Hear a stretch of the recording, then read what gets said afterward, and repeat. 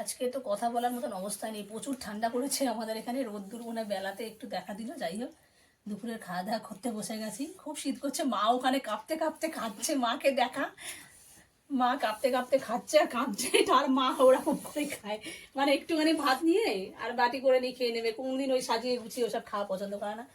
একটুখানি ভাত নিল, বাটি করে মেয়েকে খেয়ে নিল। আর ওই যে আজকে থালায় নিয়েছে, ওই খাচ্ছে। একটুখানি খেলেই পেট ভরে যাবে। আর এই যে আজকের মেনুতে আছে, এখানে আছে বিট ভাজা।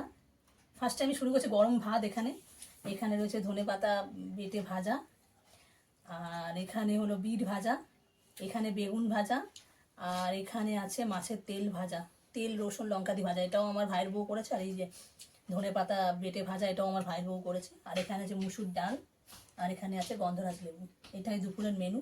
বাপরে প্রচুর শীত করছে আমার। চান করে সবে স্নান করে উঠেছি, তারপরে বা গা কাটা দিচ্ছে।